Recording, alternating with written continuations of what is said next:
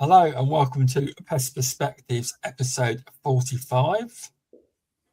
Pest Perspectives, if you're new, is a podcast that's aimed to educate and entertain people within the pest management industry.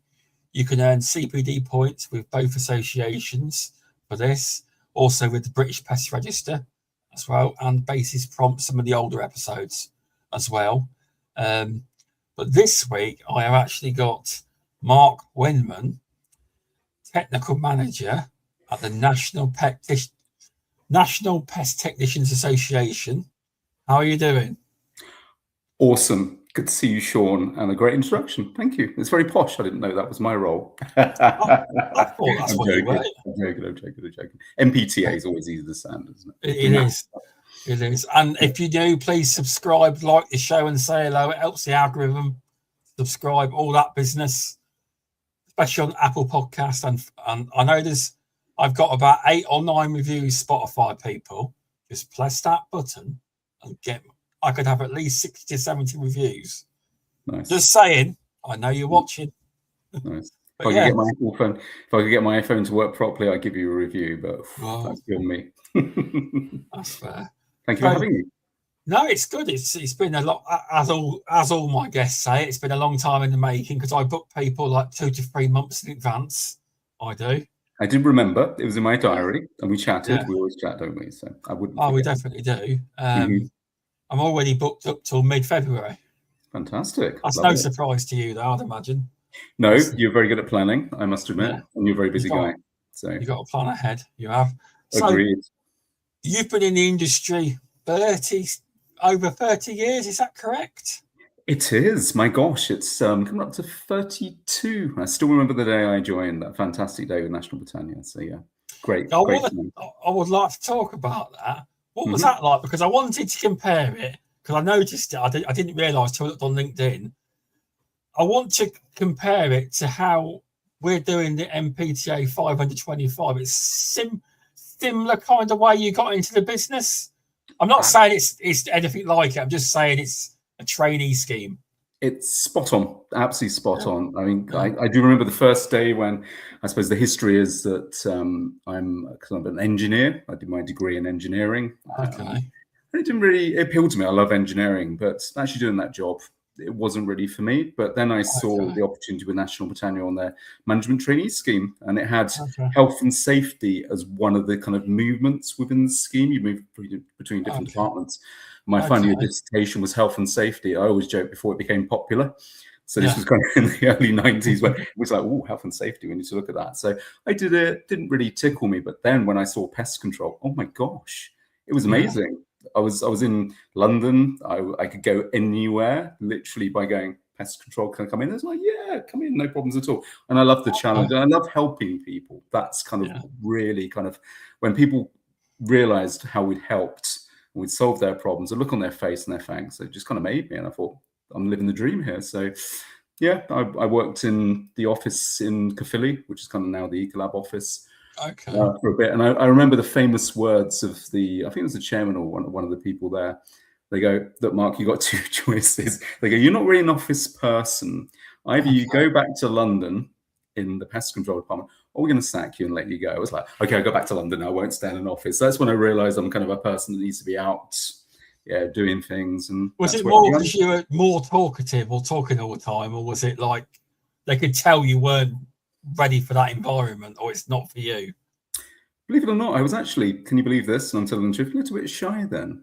Was you? So, yes. So I think it was because my personality is doing engineering. It's kind of solving a problem, and being in the office wasn't really as such. I did like it. Caerphilly is an awesome place, but I moved back. And you're right, National Britannia. To kind of answer your question, mate, National Britannia had that ethos of bringing people in with kind of the right personality, the right kind of skill set to be then polished and grown.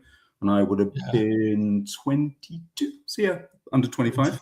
And it was the same route, mentored, moved through, given training, given opportunities. So absolutely 525. There was probably more, and some people that are kind of in the industry went through the same path. And it does show that 30 years later, there's still people here that are doing things and have moved through the industry. So fantastic scheme. So the scheme sounds like, obviously it worked for them, and you're still in the industry, and many people are. It's so it was, but it was very good training then. Was that, what was it called then? The training, it's RSPH level. Was it like diploma or something? Was it called? It was a diploma part 1 and diploma part 2, and it was still as tough. And I think, gosh, you're digging in my memories now, that the kind of diploma part 2 was similar, and people can say, similar to the level 3 now. But it was definitely very much. I didn't do my part 1 for maybe, 6 months. I'm trying to remember. It was so long ago, but there was a lot of practical on-the-job training, mentoring in sort of South London, but in Central London. So real kind of mentoring for doing that. So it was a little bit different rules back then, but great, really hands-on. And some of the stuff I've just never forgotten, the kind of cockroaches raining down from the ceiling, SPI, literally everywhere, moths, there's clouds of them. So good training, real, I could do going to a site like that with Jenny from America's listening, and she always goes on about, you've never experienced it until they're raining down on you. She's done plenty of cockroach jobs. I couldn't believe I'd never done one until recently. Well, I think maybe the obviously the rotations of insecticides with the gels that have been developed that just came in, different standards. It has improved, but I've heard of interesting infestations of bed bugs, etc., that are probably worse than I've actually treated back in the day. So things haven't really changed a lot, but they have. But no, the trainee scheme was spot on, and you're right, it absolutely mirrors the 525 in many ways. Bringing on people that have the right skill set that can then move on and lead the industry in the future. So that's good. Just do a couple of shout outs. Jasmine's on LinkedIn. Hello, Jasmine. Martin, hello. He's off at 5 a.m. tomorrow because of he is. And that's it for now. But thanks everyone. You've got 6 people watching now. We're quite popular tonight. I don't get this many people. You've brought the people in. You have. That's not bad. That's with your diploma, was it? Was it? I know you said very hands-on. So was it just questions, or was it actually was there practical elements as part of the exams, tests? Do you mean?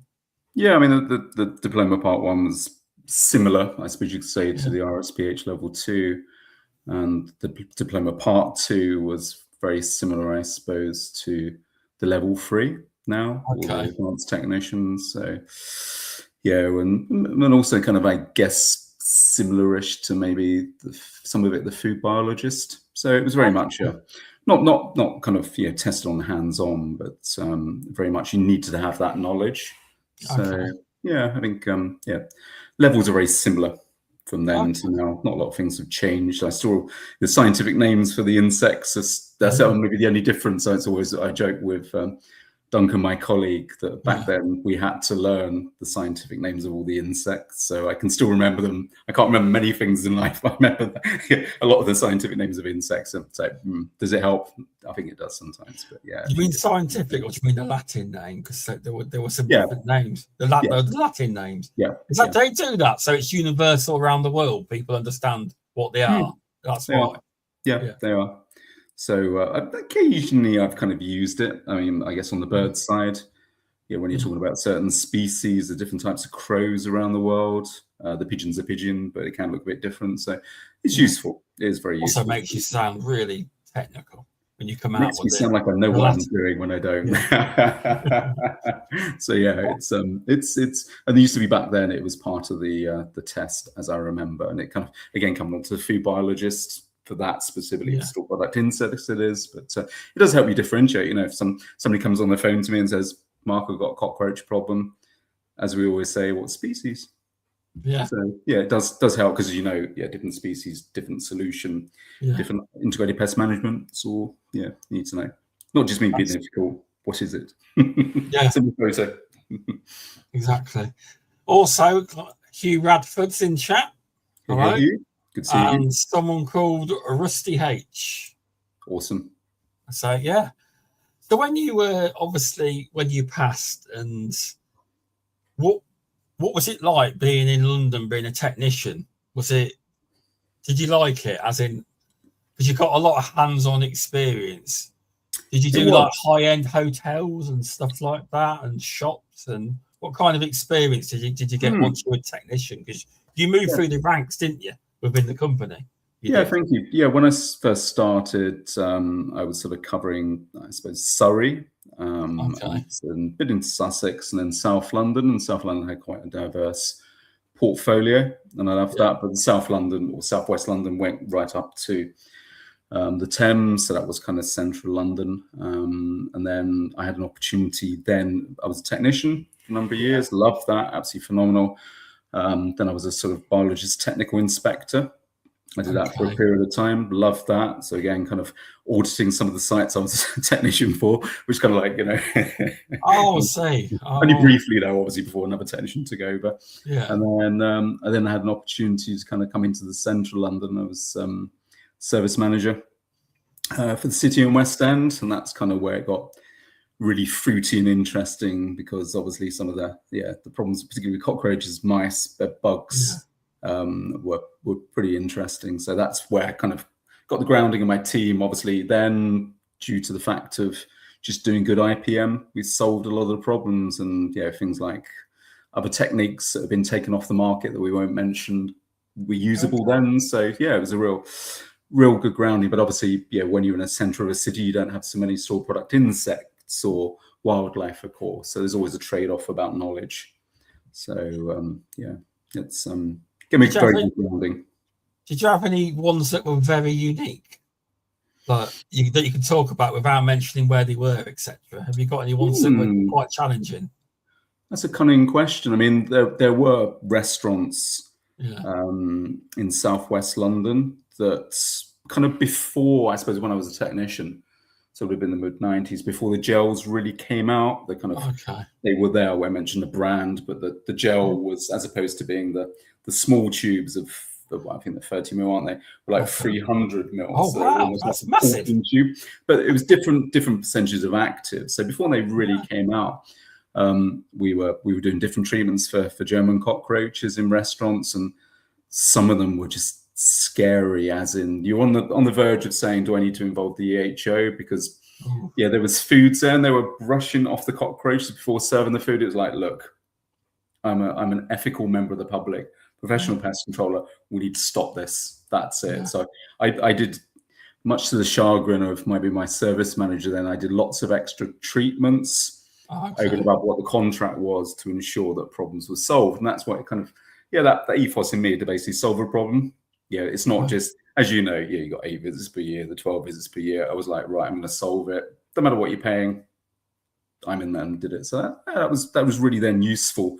The brushing the cockroaches off the food. And the one I remember, I can't even remember what the site was. Again, it was in Southwest London, where I went in there and I've never seen so many German cockroaches. I mean, like your guest was saying, the ceiling was black and moving.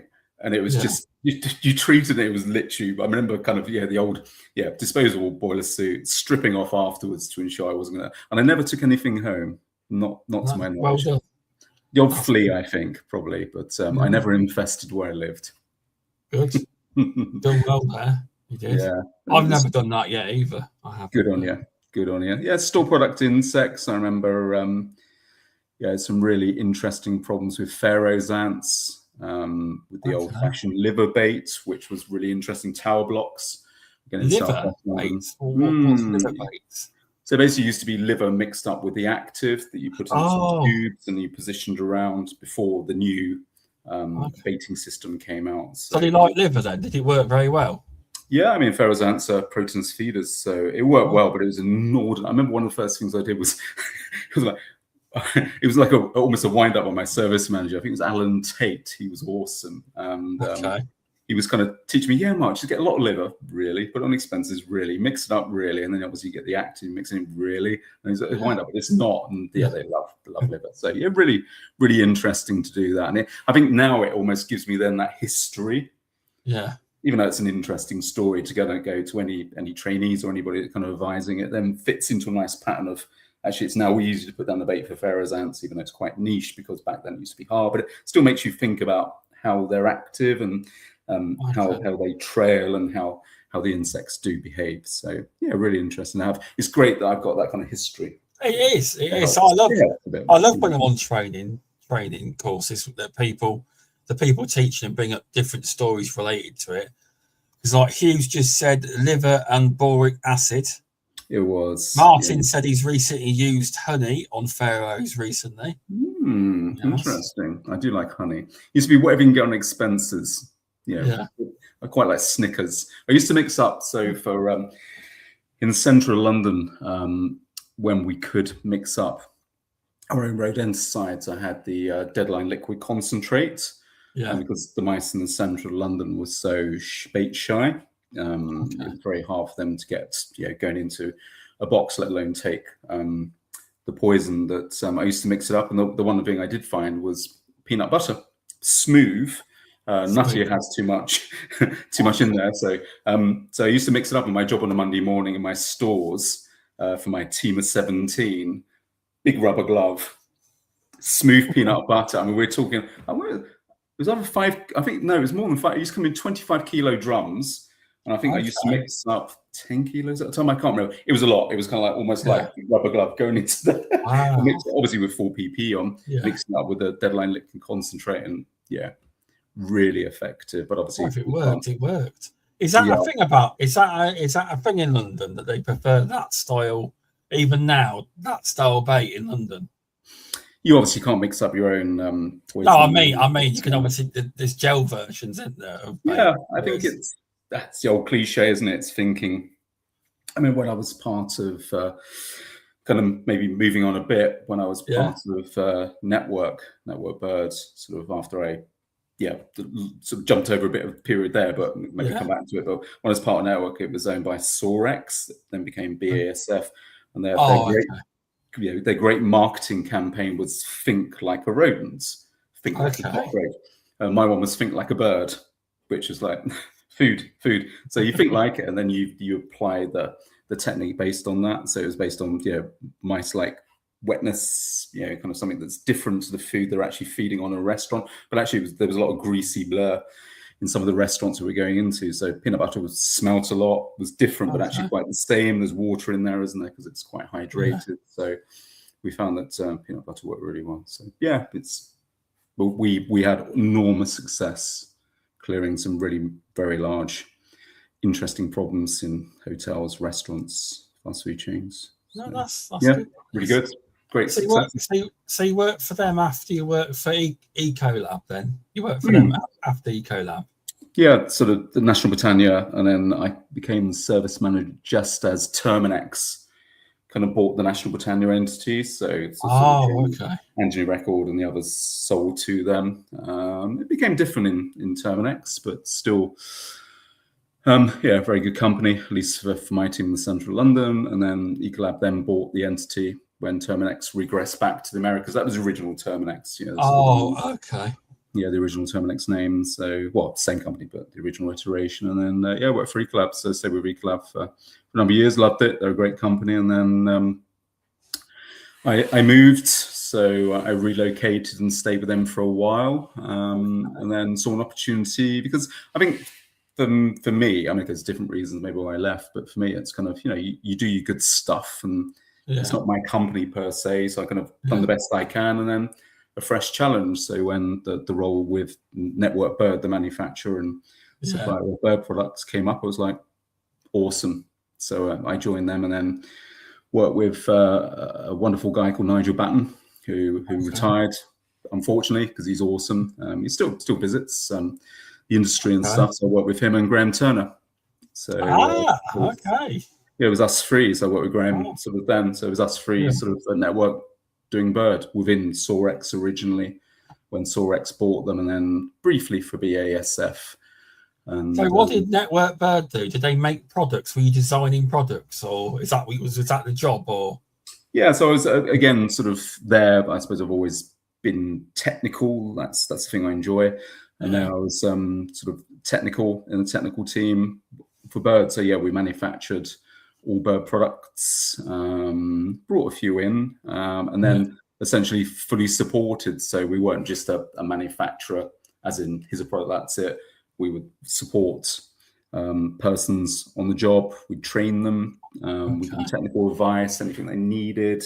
If there's any issues, we go out and help them. So between myself, Nigel, and Graham, we fully supported that. So it was awesome, really, really good. And again, tick the box. And I kind of, the thing that I kind of loved as well is almost then I could say, although I can't, so forgive me if any engineers are listening, I became an engineer then because I was working with engineering products, the things I love, metal and plastic, and talking techie stuff about different grades of stainless steel and all that sort of thing. So and going on roofs. So it was always like, can you talk, Mark? Are you on a roof? Which normally I was. So it's I can just about talk safely, of course.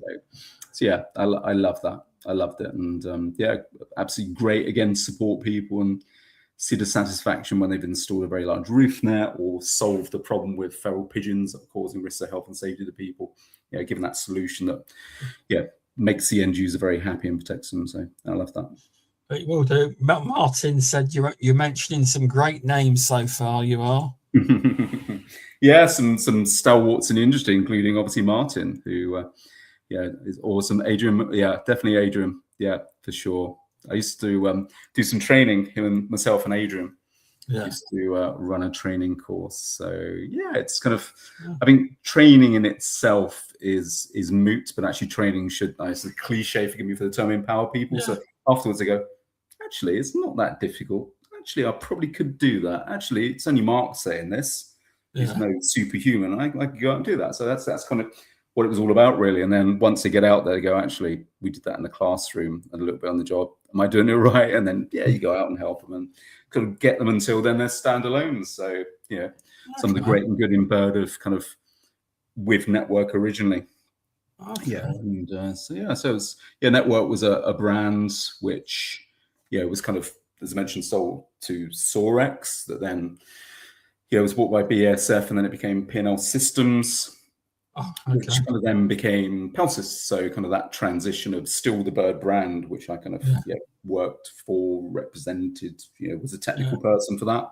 That was kind of my job, followed it all the way through. So that's kind of took me up. That was, gosh, kind of, when you think, did I really do it that long? I was kind of, how many years was I with National Britannia?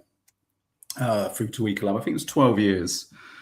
LinkedIn says it is anyway. You've put on LinkedIn 12 years. Don't check. Or was it Pelsis? Pelsis, I was with 19. No, so I was thinking of the first one. Right. So, did you go there after Network Bird? So the kind of I worked for the Network brand. I wasn't there right at the beginning when it was Network on its own. I joined when Sorex owned it. So Sorex owned it, and then Sorex kind of then sold it to BASF, and BASF were awesome, still are, but they don't do bits of metal and plastic. They do chemicals. So they kept the Sorex part, the Storm and all those different actives.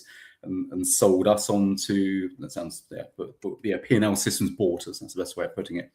So we still the Network brand, and then P&L then owned us, and then so under the Pelsis brand, and Pelsis are awesome and really kind of worked with us to develop the brand, and new products came on and supporting customers. So I loved it. It was great, and it's quite a niche, but I never lost all that knowledge. So if anybody said, Mark, I know you do bird, but you do pest controls. Yeah, come on. Of course, I give you advice. And then it was kind of even, and I think that the key thing for me has always been, no matter who I'm allied with, it's always been completely objective. If I think something's great, I tell you. If something's great and it wasn't my product, I'd still, because they go, well, Mark, do you like that product? Of course I do. It's not my product, but absolutely love it. Absolutely love it. Or we know that one doesn't work. On pigeons, for example, the scary, that doesn't work. You can't do that for too long without being arrested or thrown off the site. So just open and honest advice to people. That's what I've always liked doing, and getting good feedback. Not in a way well done, but just say, that worked. We did a good job. That's what you want. That's what you want. That's the name of the job. Did you help create any products at Pelsis or not? When we were there, probably more Graham, but Nigel and I with him. They had the electric system. I don't think I'd be really appropriate for me to mention brands, because there's other brands. You don't have to. You don't have to. Yeah. But the electric system, that was one that I loved and then still supported. That was awesome. And a couple of products that were brought over from America when the American business was bought. So there was a couple that were kind of brought through from there. And as I was leaving, there was a really good scaring laser system combination that was coming in. So we've had various brackets, which are quite niche, you know what I mean, and other stuff. So I think it's I've always loved that. It's hard to get a new product. That's the thing. It's the old cliche of a new mousetrap. Well, there's like a lot of traps where they've just repackaged it in a different way. Unfortunately, not a lot of it's new. It's someone's come up with a different designer box, slightly different. There's not massive innovations, is there really? Very often. It's like, tell me if I'm wrong, when they bring out new actives, I hear it's once in a lifetime. They don't come out very often. You don't come up with very often, do they? The new active is very, very far and few between. Is that right? You're correct, Sean. Yeah, most of them from in Europe anyway, from the 1970s and 1980s. There's a few that have come on, which actually were used in different industries. So they weren't created per se, they were brought in. Just because it's so expensive. Oh, I hear it's millions. I do. Whether that's right or not, I don't know. No, you're completely correct. There was one, again, I won't say what it is, but there was one product that's sort of a chemical. You can very safely deter birds. But because it's a chemical, even though it's natural, it had to go through the approval process, and that would have been hundreds of thousands of pounds. So and that's not a new active as such. That's just bringing it into the UK, and nothing to do with Brexit. It's just we're a separate entity, and if somebody supports the product in the UK, it has to be then tested here. So it's quite a process, but for the right reason. There's always reasons. Just I wish that they'd speed these reasons up a bit, because I hear it's on average of 6 to 7 years now. That's what I hear.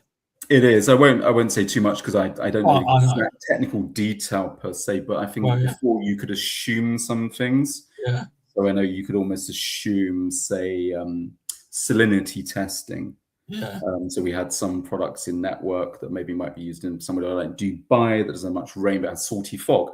So before we could, for example, assume the salinity testing, but now it has to be done real time, if I remember correctly. So you can't assume what happens over 5 years. You have to prove it over 5 years. So that then means 5 years, if I remember correctly. So, but again, for the right reasons, I think you need to make sure it is safe. And some of the actives that I used, not actives, a lot of the organophosphate preparations I used for insects, maybe back in the 1990s, have not been resupported.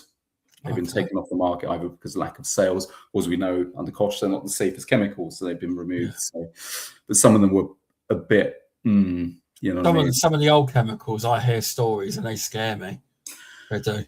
What's that one where people breathe it in and their heart stops? Really dangerous one. I don't know what it's called. There's gases. There's gases. I was going to say there's some gases that are really, and that we used to do a lot of gassing back in the day, and thankfully it was that one where you couldn't wear a mask apparently, and if you smelled almonds, you had to do something, because I can't think what it was called. There we go. There you go. Cyanide. That's the stories I heard with farmers and stuff using it. And, farmers, yes. Yeah, definitely. Things like that. But did you know, I was shocked. I had someone on from America, a good she does gophers and moles, and she doesn't use it. But she told me that locally, and I was in shock, people could buy cyanide.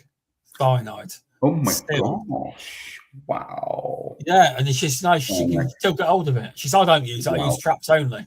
But I was in shock. She said, there's people locally that do it. And they wonder why the birds are dropping dead. and all sorts. Yeah, there's different things you can use in America, I believe. Don't quote me, like sterilants. Well, yeah. Which are non-targeting to certain birds, so we never ever considered even supporting. It'd never be allowed, but never would I. I always said to anybody that approached me from America at various events, no way, not at all, can't be done. No. If one bird accidentally ate it, then no. But yeah, I was involved in some fumigations back in the day, mainly as the night security. So the fumigators would do it, and I would sit there and make sure nobody broke into the building, because even those warning signs and it's fully locked and everything's bolted, if somebody broke in, that would be it. So yeah. Oh, okay. That was okay, Hugh. Mag on wasp nests. Wow, that really would kill them, wouldn't it? Asian hornets. Well, don't. No. Yeah. So, but no, good times on training. You know, it gave me a lot of solid grounding from there that I can now use, with members, etc. So yeah, I stayed with Pelsis, and it was phenomenal until March this year. And I think, like the previous time with National Britannia Ecolab, I kind of reached a level where, for whatever reason, I felt I'd done enough, done my time.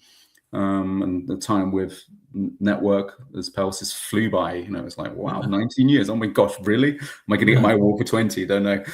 So yeah, then I wasn't really looking to move, but then saw the opportunity with the Npta. I was like, whoa, honestly, did I write that? So yeah, to then kind of take all the culmination of 30 years and then be able to use that, some of that, part of that to help members was just an absolute given. So yeah, it's been really good so far, having you and Mark, you and Duncan join the team. It's thank you. It seems to be you've made a massive improvement to the association. Definitely, it's been a good improvement. Definitely. Well, same. You and the other directors, it's just fantastic to have a team. I think for me, the cliche is whatever we do is for a member. Everything has to be member focused. Has to be nothing else. Just everything, every phone call, everything we do, every event, every bit of training, just making the members more learned, develop them, improve them, and by default the industry. We're not looking to improve the industry per se. It's all about the members. So I love it. Yeah. Oh, it definitely is. So how do you become a field biologist then? Yes, that's the thing. I think it's a funny thing, isn't it? It's almost like this mystique of the field biologist. I think there's a certain approach that does lend itself to somebody wanting to do that. It's diligence. It's a bit of kind of the old cliched words of root cause analysis. I was speaking to a wonderful member today who's kind of going through that path of wanting to be a food biologist, and we're kind of kindly sent me a few reports and we're looking through them, and it's kind of like the root cause analysis, the kind of really getting to the grasp of the whats and whys, and having that breadth of knowledge for anything that could in theory infest or be present in a food site, whether it's big or small. It doesn't have to be something that's really large. Some of the more interesting problems I had have been importers of. There was one that you were talking about really interesting problems. It was one that imported a beautiful site. I think it was in Surrey. I think imported spices and herbs. It was almost like this kind of 1800s, small warehouse with like light shining on the summer's day, the beautiful smell. And millions of moth. That kind of, where the record goes, is the kind of the beautiful scenario, kind of just breaks. But these sort of places are kind of what you kind of get to grasp to as a field biologist. So the field biologist is something that can be trained into. Can be practiced, and anybody can be one. It's just that kind of that approach, and experience does help.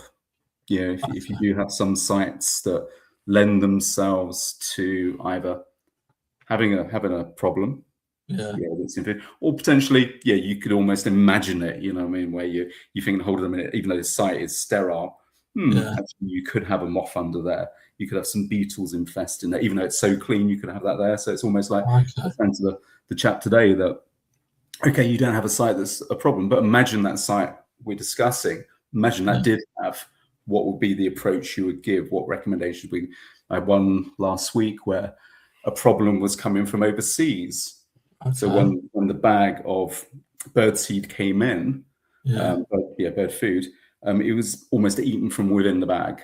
So clearly the problem was coming from elsewhere. So kind of, I guess, it's almost then kind of delving into the why and how did the problem get into the warehouse? Where's the infestation, the trending to find out how the levels are, that put the monitors down. So yeah, it's not a mystique as such. It's something that can be learned. So, and that's why kind of, with Duncan and Graham kind of then thought about having a course, because obviously Graham's very experienced in it, as to the director of the Npta, to have this. We already had, so you want to be a field biologist, a training course to take people from a grounding up to then considering and having some skills there. But now we have the certified field biologist course, which then gives the full set of skills. So with a cheeky exam at the end. Yeah, it does look good. It's on the cards for future, but not yet. When I think I'm ready, I'll probably go for it. The problem I have, though, I haven't got any sites that are like that audited. I'd have to probably ask another company if I can come to one of your sites. That might be the issue, because I haven't got anywhere that I could use as examples. I know you redact it all, but I haven't got no examples as such. So to say, you probably have to ask a friend or somebody that's got them, or a company, if they would let you follow you around and let you do it. I'd imagine you would have to do that, would you? You don't have to per se, but that's what we have arranged for at least one person that was on the course. Yeah, go around a site to then see, because I think we have insects, we have a myriad of samples of, but when you see it in the tube, you can see it with the microscope, the magnifying glass. You can get into the nitty gritty of the differences, why one beetle is different to another, but actually then see it truly in that environment. See a confused flower beetle walking within the flower is like, that's what, as opposed to imagining it. Oh, I see. But right, okay. You can't guarantee that, though, can you? No, you can't. Yeah, but you can't take around live insects and deposit them in a site to no. So yeah, I think it's an awesome qualification that will then give somebody credence when they go into doing a field biologist audit. They will then have the knowledge, know how to do trending, have a solid ground in identification, possibly with some Latin names as well, of course. You've got to have Latin names. I've looked at the syllabus for it. There's some pretty long ones, but you get to grips with them. And I think there's like in any part of our industry, there's a core number of store product insects or core number of beetles that you should be familiar with within the large number that potentially come in. So that's the same with rodents, isn't it? We can't do voles or mice. So it's what we know. So I think it's been a great, and today was the first exam. So the exam is in theory 3 parts. So you have the actual identification part. So identifying the insects. Then you have some sort of case studies, i.e. the biologist reports that we look at and kind of review. And the third part is the exam, which is a very diligent and testing short answer set of questions and some long answer ones as well. The long answers are really involved about you analysing some interesting scenarios on sites and planning the trend analysis and assessing how the IPM is completed on site, integrated pest management. So it really does test the people, but in a fair way. It's not some super duper esoteric, unusual scenario that you would never see. So, and that has to be fair, doesn't it? It has to be really well to what a lot of us would see, with an average. So, I mean, it gives obviously people that are listening to this that want to do it or look into it. They can always. The information's on the Npta website, I believe. It's all there. It is. I think I think you had a full course, didn't you? Graham did. Was all the slots full for it? It was, yeah. And I think he was advertised because because I remember when I had him on, he like dropped the worldwide reveal on my podcast. He started promoting it, and it wasn't agreed. He was like, "There it is." Because I asked him at that time, he had six people on it already. He did. It was, and we have another one that is fully booked, which is awesome. It's a good thing to have that. It shows a demand, or people like the look of the course. They do. It is. I mean, for me, I suppose, I love the industry, and I can't believe I'm so lucky to be in something I enjoy so much. It's like, every day is just fun. But for me, the engineering part has always tickled me, as I mentioned. The bird side. And the other thing I love is store product insects. Not in my breakfast, obviously, but I love the little insects. I love the food sites. I love the challenge. I still remember some of the really interesting sites I went into, and some of the like, whoa, really, you're manufacturing food, are you? We need to sort you out. So I just love it. And I suppose when you get into the food sites, there's probably going to be, by default of it having a biologist visit, it will be audited by one of the large auditing companies like the AIB. Yeah. So from what I understand, tell me if I'm wrong, with people who have food auditing sites, you can, if you are a field biologist, you can go in before they have their big audit. And it's like, because I had Debbie Wilson on, she said she does it when she goes in independently and does an audit. And it's like to help the pest control company if there's any areas they've missed. It's like over-analysing, overlooking from a different set of eyes. That's what she basically said. Just so they don't get into trouble, or not that the pest control company's done anything wrong, just they may have missed it from a different angle. You're right, Sean. Yeah, bang on. And I used to work with Debbie. Debbie's awesome. Really, really good. Yeah, so good. And she taught me for my level 2. Awesome. You're lucky. Wow. Yeah. And you're right. The part of the being a food biologist is to go and look at, maybe you could call it infestations. The other thing is to look at the site, as you say, there's a cliche, fresh pair of eyes, completely objective. And I've done the same. People say, Mark, why have you done that? Oh yeah, I've always done that, and I never realized I was doing that. So they can actually, or I don't know, you forget to put one of the moth pots on the map, and it should have been on there. So they will then go, actually, Mark. So they're not there to penalise you. They're there to basically. That's what she said. She says we're there to help the companies, we're not the enemy. But I have heard of I'm not obviously saying who. I have spoke to other field biologists where they kind of seen them as the enemy. Very weird. I mean, it's a hard job. I mean, people think that having a pest control contract for a food site is wonderful. It truly is. It gives so much satisfaction. I love doing them. But oh my gosh, it's so much pressure to get it right, and everything is analysed as soon as the order comes in.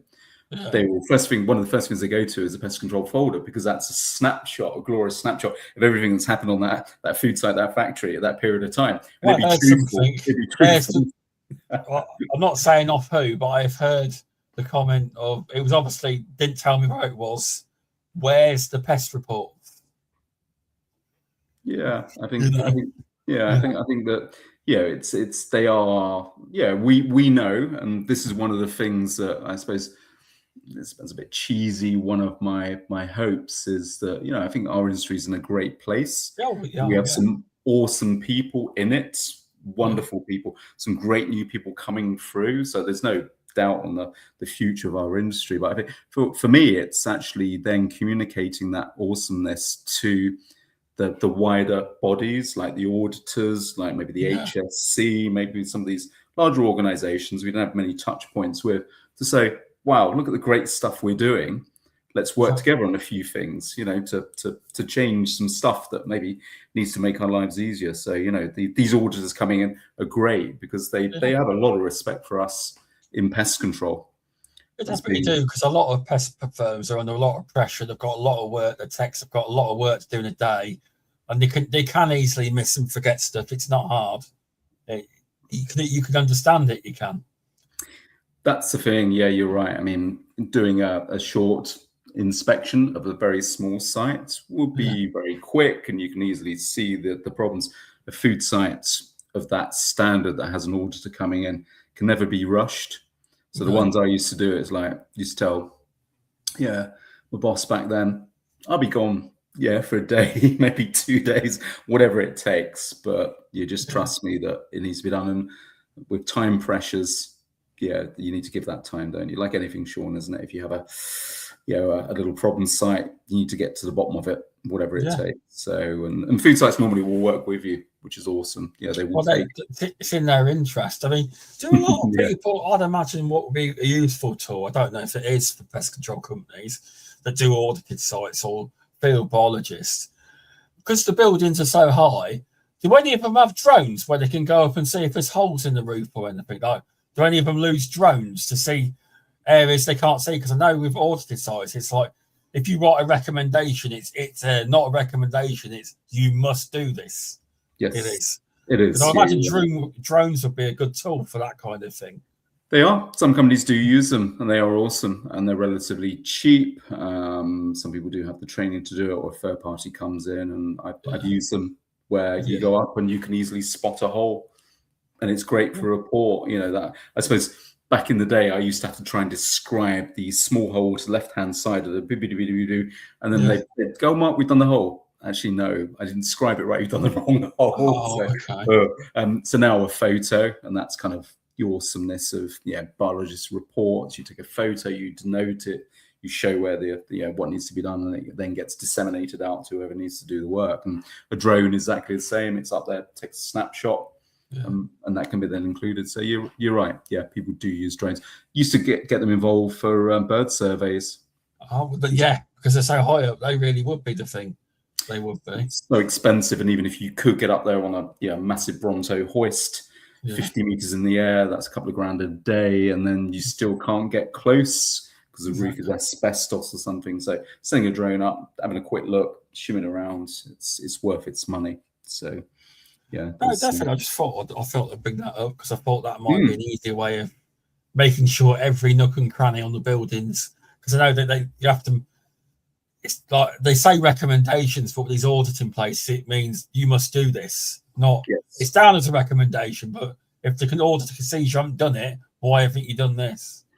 Yeah, it's always a thing that when I was a technician or a biologist, I used to get, Mark, the auditor's coming in. I used to be, I'm so sorry. I know you're going to be tied up now, technical manager. In my mind, it was like, awesome.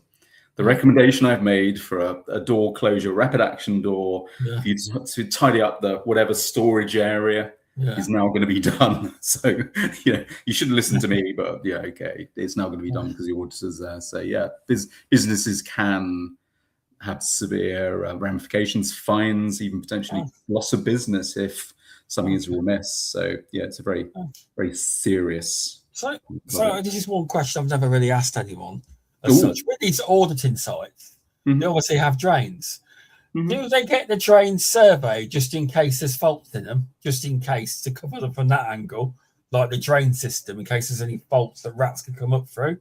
Is that a thing that a lot of them recommend, like to get them surveyed? Some do by default of the type of materials that potentially could go down the drains. Some of the bakeries I used to do had, even though they were diligent in cleaning, that kind of slightly technical terms, sludgy blur that sometimes used to go down the drains that caused filter flies, fruit flies, etc. That caused the issues. So and they were old buildings as well. Most of these were kind of buildings that were converted from something else. They had very old Victorian drainage systems. So they do. Okay. And funny enough, there's another part of our industry that is kind of more interesting is the drain surveys, the equipment, getting training on doing that. And I was speaking to somebody, a trainer in that, pest control and drain surveys, about the next thing could be having an automatic drain survey for commercial buildings that are at risk, as opposed to waiting for the rodent issue. Then root cause analysis is your drains. So that's an interesting one, that maybe preemptive drain surveys for not just the high risk sites or the prisons or something else. Used to Brixton Prison back in the day, they had drain surveys, but that's probably maybe to stop people trying to skate down them. I don't know, but preemptive drain surveys. That's on my list for next year. I'm doing I'm going to do Davy Brown's course next year because there was a kill germ talk and I thought it was really interesting at one of the days. So we're going to go and do it in February, the day course. I spoke to Davey on Friday. He is just awesome, absolutely awesome. And it's one of these things that, I'm not the best on drains, but for rounded integrated pest management, our industry, you need to have a knowledge of drains. You need to have a knowledge of roofs. It's when you do bird, it's almost then a knowledge of architectural terms. You start going down that positive route, kind of siloing and getting real in-depth knowledge. And it's great for us, isn't it? Because when we talk to a customer, we have that credibility, but giving that kind of that complete solution, that's kind of the awesomeness, isn't it? So good on you. It makes it sound, gives you a better understanding, because although I tell people you need a drain survey, I'll tell you now, not many of them listen. They don't. You need a drain survey. Yes. Because it's when they keep coming back. I was like, it says, I've told you to get a drain survey. Well, I even give out certain names that are known for it, obviously Davey. But a lot of them don't do it. And there was one case where they did do it, but they rang another pest controller who did the same thing I did.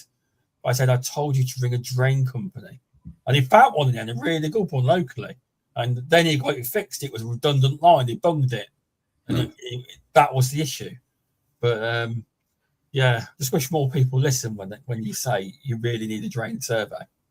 I think that, human nature is probably from an end user, there must be a simpler solution. Yeah. There must be something, if I go on the internet, press a button, it will give me a magic thing that will just solve the problem. But there's not. And I think human psyche knows it, but it's almost like with the advent of the internet, people think they can, there must be an easy to for £5 that will solve it. So well done for being persistent. It's sometimes it has worked, but maybe it's my language. I've got to get better at explaining why. And this course will help me explain it. Having the greater knowledge will help when I say you need one. Hugh just put something in the chat. Rice's Language of Buildings is a good book for terminology. Nice. Good recommendation there. Not read it, but I might have a look at it. Yeah, I used to have an architectural book that I still got somewhere that had all the architectural terms. Because again, it's when you're speaking on bird with an architect, you don't want to say the kind of the little tiny ledge that's kind of just a little bit down, that's just kind of there. You want to say the string course, or the kind of really posh looking statue things. You can say the portico or something like that. It's great, and you can do a little picture. So well done for getting involved in that, Sean. It's great for giving, as I said, that integrated pest management, isn't it? And it's learning with a practical. That's what Davey and others in the industry are. It's not just sitting there reading PowerPoint going. I think we are moving that way, though. I think the new framework, they want to have practical part elements in it as well. So whenever that's available, I don't think I'm not involved. It might be a few years away. I don't know, but I know that they're big on adding practical in. They are. Yeah, we are. Yeah, the Npta, it's myself and Duncan, we're just saying however we can make it practical. And I know sometimes there's limitations, isn't there? You're in a venue. You can't make it too practical. On bird, I used to get told off, you can't drill the wall. Can I? No, you can't drill the wall. Okay, I'll wait.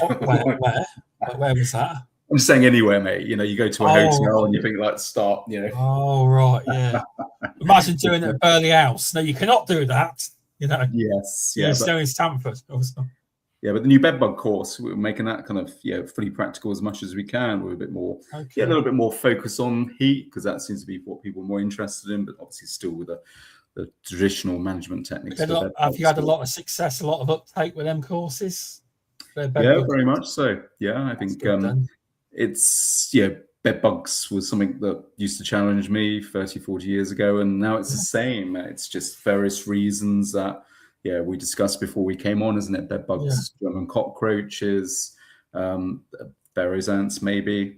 We still have the standard kind of plethora of rats, mice, but these ones are still causing issues.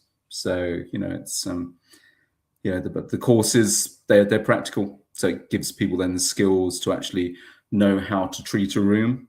We treat a bedroom. So is that what you do on the course? Do you actually do a chemical treatment?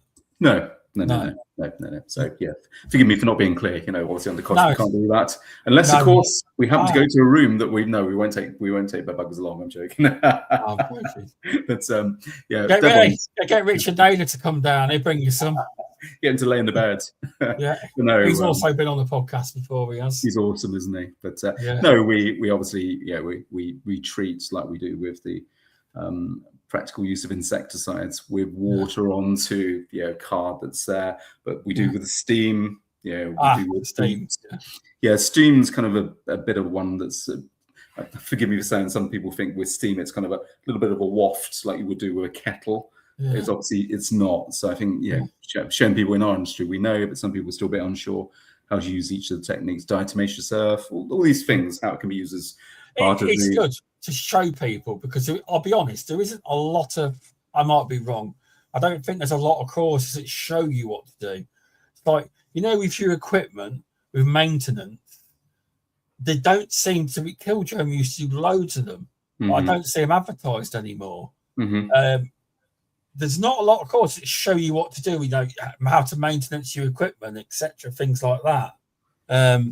But so actually showing you how to do it, and then you've got practical experience of it, which is the best way. It's because when you pass your courses, you've obviously done no practical, and you really, even though you're qualified, it starts when you start doing a job. That's your real training on the job.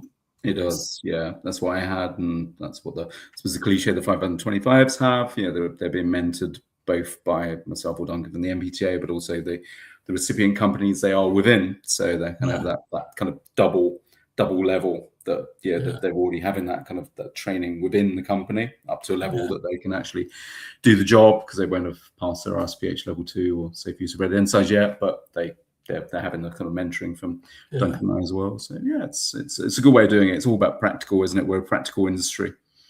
It is. I would do the bed book if I had enough work in it. It wouldn't be worth me doing. We don't get hardly any ever. We don't. But no, it's good. More practical courses are coming out. Most definitely. We're always open to suggestions in the same way that maybe as staff we're trying to go to areas where necessarily we may not have done so many courses before. So it was a kind of commitment to some members that I'll go to the Highlands, up to Inverness. They'll be very thankful for that, because I speak to a lot of Scottish people, and they say there's a lack of courses and training up here, so they should jump on it. There's not a lot of courses. Bristol, Southwest. We don't want to kind of double up on what's already been done, because for us it's been not for profit. It's all about value for what we can give to members to help them grow. But if we know there's kind of gaps, obviously Wales, I've run courses and we're committed to doing more. It's kind of that. So it's if members say we want a course there, we do it. Do you get like numbers of people that would be interested first, then find out who would like to do it, or is that kind of how you work out how to do it? That's probably the case. Definitely, thank you. There's a density of Npta members naturally. So like we were saying about the on the road days and what we're doing for Peterborough as an example that we chatted before we come onto air. So that's kind of a good example of that. But where members have said, like for sort of Inverness area, as opposed to them coming down to Perth or Glasgow where I run courses. The same in Wales and same in Bristol. It could be anywhere, but what the members ask for, and we know there's a density there already. And then Maxine and Donna and us, are very good at then saying to members, you asked. You asked. It's available now. Yes, What do you want? That's the key thing, isn't it? Only give them what members want. It's pointless putting out a course if it's not practical and applicable. I suppose sometimes courses get made and then there's no uptake. Has that happened before, where there's not a lot of interest sometimes? It can happen. It's the way it is. You try something new. It won't always work. Sometimes, a lot of times it does, but you've got to try it, haven't you? You're right. And I think we're open and honest with, for example, the new even more practical bed bug where we're doing a bit more heat, maybe that might not be what members want. So we try it once, and if it needs to be slightly adapted, then we can do that. But we want to do it in a venue like our office, or somewhere out like one of the supplier offices where they have a bed which we can use, that we know there's little risk. There's nothing worse than paying for a very expensive venue, and we don't want to lose anyone in a course at all. So it's nice the Npta office is getting used now for training. I love it. It's great. I did a bird course there, didn't I? Just before the board meeting, so I had to shuffle everything out in an hour. Help me get everything out. So it's a great office. It has a great upstairs area that's used for meetings, and it's kind of it's a good location. It's quite easy to get to within reason of where it's in the UK. So I do like it. I've been there once when I first became a board member. I've been doing it remote since though, but that's my city. That's my city driving for me. I'm not very. I got on the way home. I took a few wrong turns in Nottingham. No bad areas, but just I think I'll come in. I'll probably when it's light. I'm terrible, but I will try and come down to the office more. But I like traveling early hours. I think that's why I like traveling when there's very little traffic. So anybody who wants me to go somewhere, I drive anywhere. Just leave at 2-3 in the morning and get there early, and then no traffic. Yay! I always remember when we went Devon on holiday, because of where far we lived away. I think it was something like 6 or 7 hour drive. Well, we dropped the keys off, and it was on the hill. The security office was, and I put the keys through the door. Security, I said, "You were asleep, weren't you?" I wasn't trying to break in. I'm putting my keys through the door. I said, no, I wasn't. You could see I woke him up, scared the life out of him. And we left in the early hours to get home. We did. But no. Our industry is 24 hours almost, isn't it? With coverage, and that's maybe the time when we need to do treatments. If we need to do something out of hours, then that's what we do, isn't it? So it's a good thing. I think our members are awesome. They work so hard. Oh my gosh, I knew it, but seeing it more, and I think the kind of when you're in a big organization, you always have somebody that you can go to for technical support. The technical manager might be a biologist. It's kind of easy for the large companies, but a lot of members may be themselves or a partnership or a small number of technicians. So they don't have somebody. So I think that's what I love. A lot of conversations today of just I might not have the right answer, but it's almost like that sounding board, isn't it? I've got that problem. What do you reckon? You're bang on the right steps I thought I was. So that's nice to be able to kind of do that. So it's kind of what I'm doing every day as well, apart from training and other things. So it's really good. No, that's good to hear. That is, but thanks for coming on, Mark. I think we've covered pretty much all of it. We have. Awesome. Unless there's anything else you wanted to mention. No, just I love doing what I'm doing. I think that's the beginning and end. It's just fantastic to be able to do this, and I think the Npta is kind of it's a clean slate. There's nothing that's we couldn't consider offering to members as a benefit or as an extra thing that would help them. It's just obviously as long as it gives value. Exactly. That's the main thing, isn't it? So I think it's a very positive for next year. Really looking forward to it. And if there's any members listening, you can contact myself, the Npta, Mark, Q. If you got any ideas or anything, we can always put it through and see what happens. We can. We're always open to new ideas. We are. There were some good ideas for Pest Tech, wasn't there, about the escape room, about the mindfulness with mental health, with giving everybody a free coffee to get them chatting. That went down really well. It's just wonderful small ideas that are like massive and really been taken out. So it's people give us ideas, we look at it and try and do it. So awesome. More the better, mate. So who else would you like to see on this podcast in the future? Well, you should have prepped me up that question, because now it's going to be difficult. What was that, Duncan? You just said? Did you just say Duncan? I think Duncan. I mean, there's a few of the kind of the guys that I mentioned that I think we'll look their names up. I will. Awesome. I mean, Nigel Batten's kind of left the industry, but he might be willing to come on. He's Mr. Bird. Yeah, he is awesome. And I think Robin Paradise, he was kind of my service manager, kind of my mentor at the beginning. I think I'm not sure if he's been on here. He's not. He's been on the Beauties and Beasties podcast. Okay, yeah, Rob's awesome. So there's people that have kind of been around that kind of have helped. So yeah, you caught me off guard there. So I think of a few more names, but there's so many. That's my thing. You always message me. No worries. There's so many good people that have got interesting stories that kind of doing stuff. I mean, Davey, sort of. I have asked what Davey Brown. I have asked him, but he's such a busy man. He says, looking at probably about August, September, he said, I might be able to come on. I'm that busy. He says, I'm not saying no. I'm just saying I'm busy at the minute. Yeah. But I asked him a while ago. He said, probably August, September next year. He said, because he's that busy. That's what he said. He did. That's good though, isn't it? It does show, and that's the same conversation with him on Friday. So I think it's where our industry is. Yeah, thanks for coming on. Everyone, remember to log your CPD with your association or British Pest Register. Basis prompt you won't be able to get for this because I was only given X amount of codes and it ain't for any of the new ones recently. And please review on Spotify, Apple Podcasts. Please comment if you watch Spotify. Just drop a comment in to say you like the show. It all helps. It does. Just trying to get a bit more comments and engagement because a lot of people watch, but they don't say anything. Just it's hello. I enjoyed the show. Things like that. It would help. It would. So thanks for everyone that's been watching today. There's been quite a few. Awesome. Yeah, I'll put a comment on that. Can I review? Used to be, can I get CPD points for my own courses? And I was told I could. So I'll review.